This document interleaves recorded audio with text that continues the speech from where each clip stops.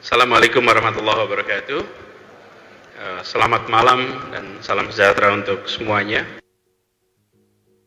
Baru saja kami dari seluruh jajaran Forum Koordinasi Pimpinan Daerah Pemprov DKI Jakarta atau Forkompimda menyelesaikan pembahasan terkait dengan sosial berskala besar yang pada hari ini kita menerima surat keputusan Menteri Indonesia. Kita semua menyadari bahwa persoalan penyebaran COVID-19 membutuhkan kerja semua pihak untuk bisa mengendalikan penyebaran ini. Karena penyebarannya dari orang ke orang.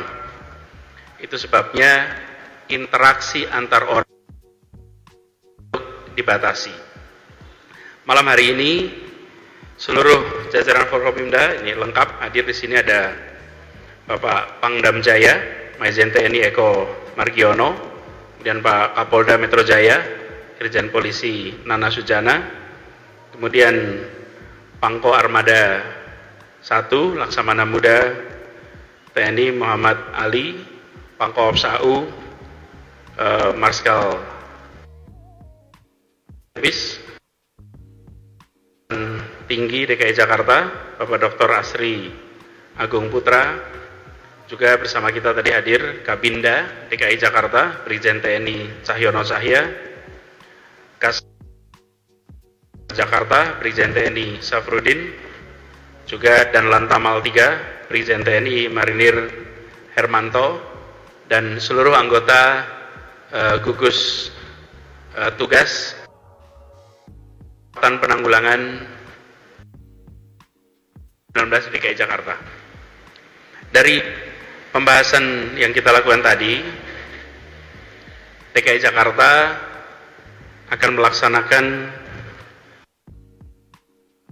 sebagaimana digariskan oleh efektif mulai hari Jumat tanggal 10 April 2020. Tadi kami sudah bahas bersama secara prinsip DKI Jakarta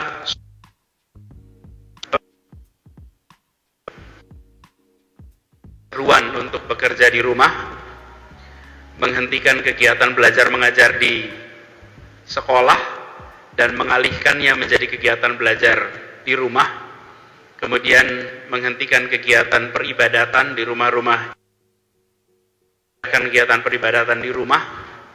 Begitu juga dengan lakukan selama 3 minggu terakhir ini. Bagi masyarakat Jakarta yang akan nanti mulai tanggal 10, utamanya adalah pada komponen penegakan, karena akan disusun peraturan yang peraturan ini memiliki kekuatan mengikat kepada warga untuk mengikuti. Jadi kita berharap pembatasan nantinya bisa ditaati, sekaligus menjadi pesan bagi semua. Taatan kita untuk membatasi pergerakan, membatasi interaksi, itu akan sangat mempengaruhi kemampuan kita untuk mengendalikan virus ini. Bapak Ibu sekalian yang saya hormati, ada beberapa prinsip yang nanti akan kita tegakkan di dalam pembatasan ini. Pada intinya, kegiatan belajar akan terus seperti kemarin, tidak dilakukan di sekolah tapi dilakukan di rumah. Kemudian semua fasilitas umum,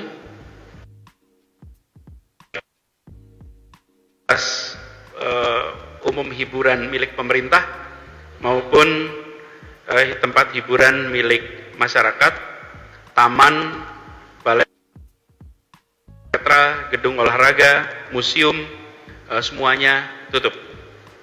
Kemudian terkait dengan sosial budaya juga sama, kita akan membatasi itu.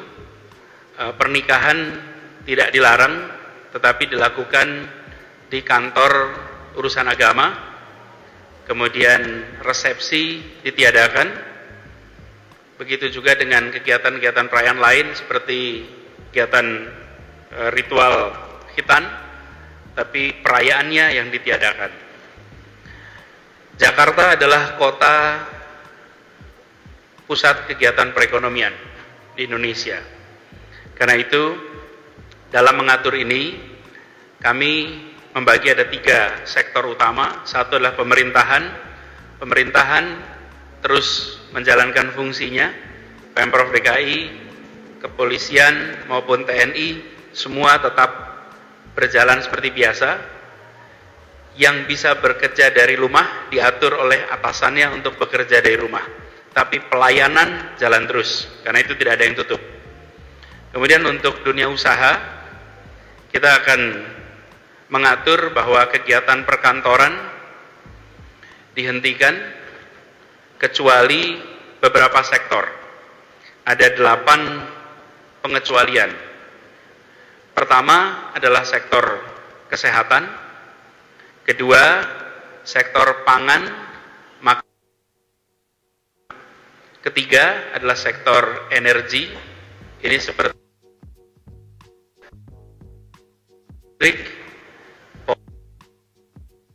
berfungsi seperti biasa. Kemudian sektor keempat adalah komunikasi. Ini komunikasi, jasa komunikasi itu bisa berjalan. Kemudian yang kelima adalah sektor keuangan dan perbankan, termasuk pasar modal, itu semuanya berjalan seperti biasa. Kemudian kegiatan logistik, distribusi barang, itu berjalan seperti biasa, jadi tidak ini dikecualikan. Lalu yang ke-7 adalah kebutuhan keseharian, retail, warung, toko kelontong yang memberikan kebutuhan warga itu dikecualikan. Dan yang ke-8 adalah sektor industri strategis yang ada di kawasan ibu kota.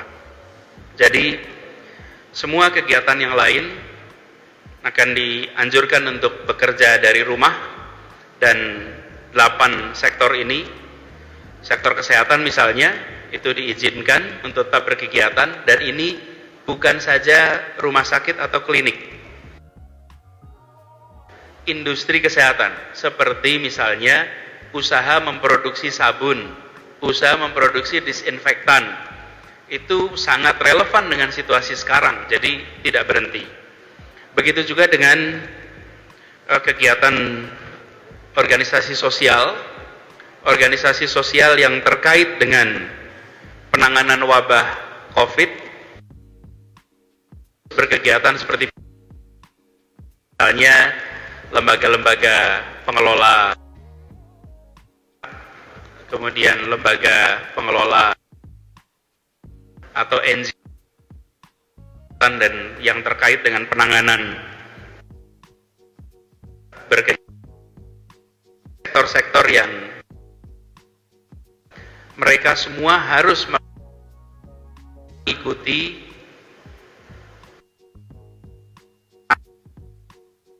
arti physical distancing,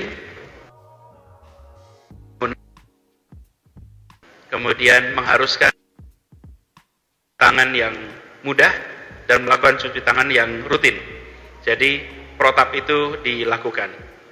Lalu terkait dengan transportasi umum di Jakarta akan dibatasi jumlah penumpang per kendaraan umum, akan dibatasi juga jam operasinya menjadi jam 6 pagi hingga jam 6 sore.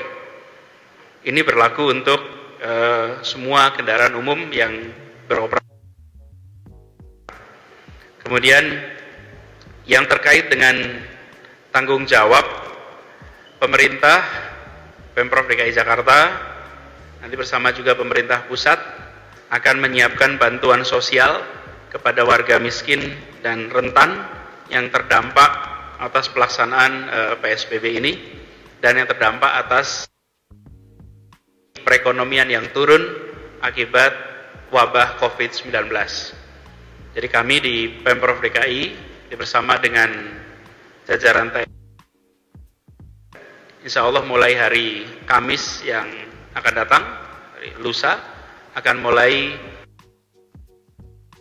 distribusi sembako kepada masyarakat di kawasan-kawasan padat dan masyarakat yang memiliki kebutuhan miskin dan rentan miskin, itu semua nanti kita akan distribusikan insya Allah mulai hari Kamis yang akan datang. Jadi dengan begitu masyarakat yang bisa akan kita bantu. Di sisi lain kami meminta kepada seluruh masyarakat untuk mentaati ketentuan ini. Kita bahwa keselamatan seluruh dan kita melaksanakan pengurangan interaksi ini, mentaati. Dan kami di Pemprov DKI dengan seluruh BUMD dengan Pasar Jaya untuk belanja melalui jarak jauh, dan ini sudah berjalan selama beberapa minggu di 105. Jadi semua komponen masyarakat nantinya mentaati ketentuan. Yang kedua, kami akan ikut bantu bagi masyarakat miskin dan rentan miskin. Nah, peraturan sendiri insya Allah akan dikeluarkan secara resmi dalam proses finalisasi. Mudah-mudahan besok peraturannya akan keluar secara resmi, tapi garis besar isinya adalah apa yang tadi kami sampaikan, bahwa semua kegiatan dilakukan di rumah kecuali 8 sektor yang tadi disebutkan. Di 8 itu yang kami akan izinkan untuk tak berkegiatan. Ada satu catatan penting yang perlu diketahui semua, bahwa pada saat PSBB ini dilaksanakan, maka tidak diizinkan ada kerumunan di atas 5 orang di seluruh Jakarta. Kegiatan-kegiatan di luar ruangan maksimal 5 orang, di atas 5 orang tidak diizinkan. Dan kami akan mengambil tindakan tegas, jajaran Pemprov, kepolisian, dan TNI akan melakukan kegiatan penertiban dan juga memastikan bahwa seluruh ketentuan PSBB diikuti oleh seluruh masyarakat. Jadi kegiatan patroli akan ditingkatkan dan kami mengharap pada seluruh masyarakat untuk mentaati. Ini bukan untuk kepentingan siapa-siapa, tapi ini untuk kepentingan kita semua. Kalau kita mentaati, insya Allah penyebaran virus COVID ini bisa kita kendalikan. Pemerintah, dan hari ini Pemprov bersama dengan TNI dan polisi akan melakukan semua langkah dengan tegas. Kita tidak akan melakukan pembiaran dan kita tidak akan membiarkan kegiatan berjalan yang bila itu berpotensi terjadi penularan. Ini perlu saya garis bawahi, karena kepentingan kita semua adalah mengendalikan penyebaran COVID ini. Saya berharap seluruh komponen masyarakat memahami dengan baik dan mentaati dengan sebaik-baiknya. Demikian tadi, Bapak sekalian, saudara sekalian, hasil pembicaraan dari gugus tugas di DKI Jakarta, dan kita berharap mulai hari Jumat masyarakat mentaati, dan kita akan mensosialisasikan 2 hari ke depan, hari Rabu dan Kamis. Kita akan sosialisasi secara masif seluruh aturannya secara detail, dan harapannya nanti hari Jumat kita sudah bisa laksanakan sama-sama. Demikian penjelasan dari kami. Terima kasih. Assalamualaikum warahmatullahi wabarakatuh. Yuk. Izin minta penjelasan lebih konkret lagi terkait dengan pembatasan transportasi itu. Anda katakan bahwa akan ada pembatasan tadi sudah dijelaskan 6 pagi hingga 6 sore. Untuk kuantitasnya itu bagaimana kebijakan pembatasannya? Apakah diserahkan lagi kepada pengelolanya atau bagaimana? Kapasitasnya turun 50%. Jadi kalau misalnya sebuah bis itu bisa diisi dengan 50 penumpang, maka tinggal 25 penumpang yang bisa berada dalam satu bis. Jadi kita tidak mengizinkan penuh, tapi cukup 50%. Jadi dibatasi jamnya dan dikurangi penumpang. Satu hal lagi Pak, terkait dengan ada isu terkait dengan pembatasan akses masuk bagi kendaraan yang akan masuk ke Jakarta. Terkait dengan hal ini, untuk penerapan pembatasan sosial berskala besarnya bagaimana? Jadi begini, kendaraan pribadi itu tidak ada larangan.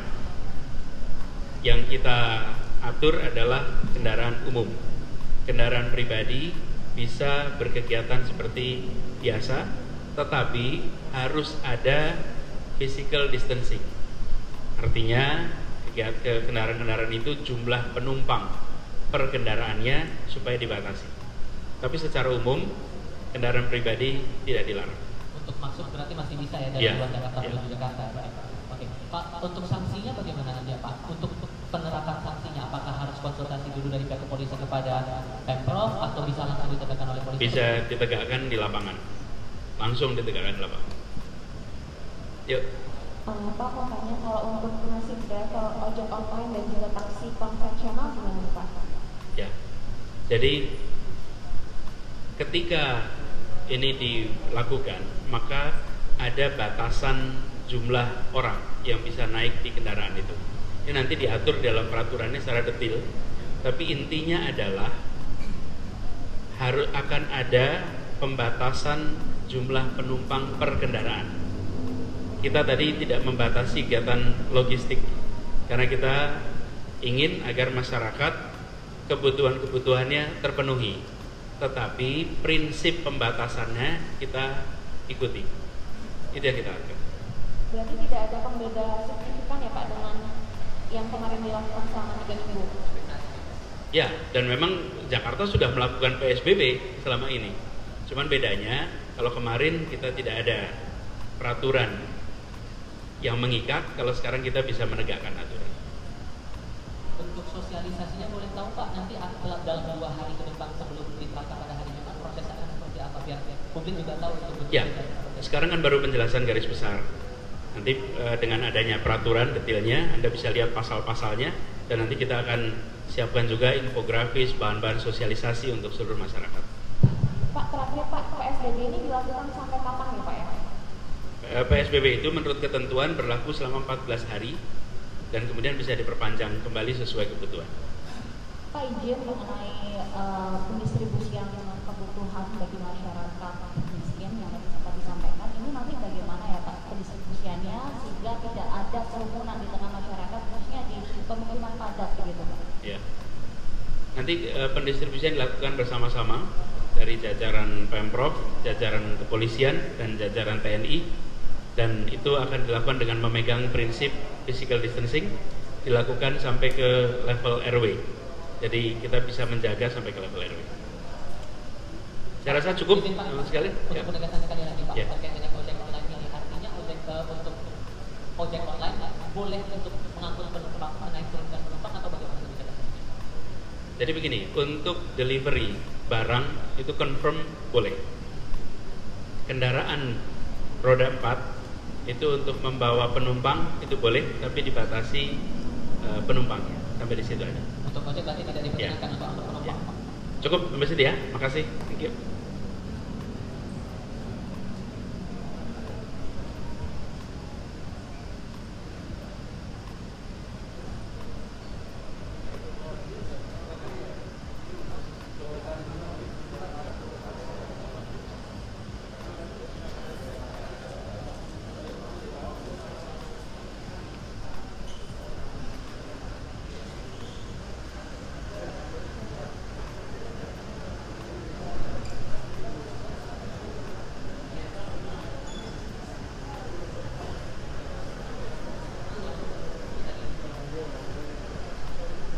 Terima kasih sudah nonton. Jangan lupa like, subscribe, dan share ya.